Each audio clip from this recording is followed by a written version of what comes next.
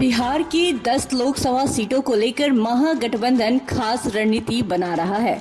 इन सीटों पर पिछले लोकसभा चुनाव में आरजेडी का सीधा मुकाबला बीजेपी और एलजेपी के साथ था। आरजेडी के प्रत्याशी को जीत भले न हासिल हुई हो, पर उन्हें वोट ठीक ठाक मिले थे। आरजेडी दूसरे नंबर पर था।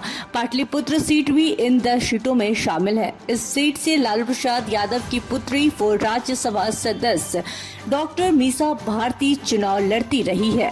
इसलिए महागठबंधन INDIA में सीट शेयरिंग के तहत इस बार भी आरजेडी लड़ना चाहता है। दूसरी सीट सारण लोकसभा है, जहां से लालू यादव के समधी चंद्रिका राय चुनाव लड़े थे। वो बीजेपी की राजीव प्रताप रूडी से चुनाव हार गए थे। आरजेडी सारण सीट को अपनी परंपरागत सीट के रूप में मानता रहा है।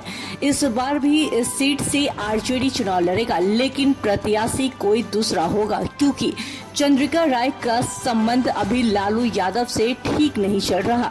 इस बार चंद्रिका राय बीजेपी के साथ जाने की तैयारी में है, लेकिन वो लोकसभा चुनाव नहीं लड़ेंगे। उनकी नजर अपनी विधानसभा सीट पर है।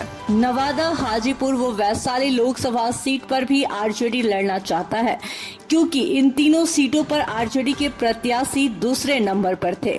नवादा में विभा देवी का परिवार आरंभ से ही आरजेडी के साथ रही है। हाजीपुर को लेकर पशुपति पारस और चिराग पासवान के बीच चल रही लड़ाई भी आरजेडी की नजर है।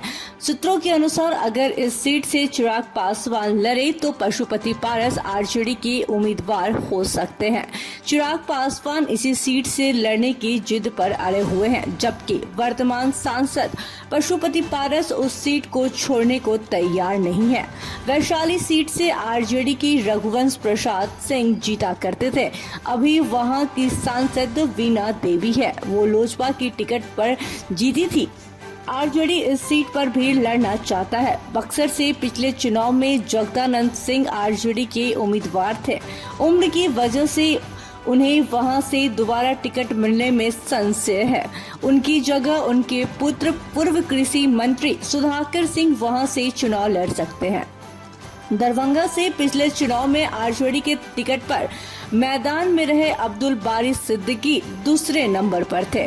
दरभंगा की जगह उन्हें मधुबनी से लड़ाए जाने की चर्चा है, लेकिन दरभंगा सीट पर भी आरजेडी लड़ना चाहता है, जबकि जेडीयू इस सीट से अपने मंत्री संजय झा को लड़ाना चाहता है। Bureau report, city post live.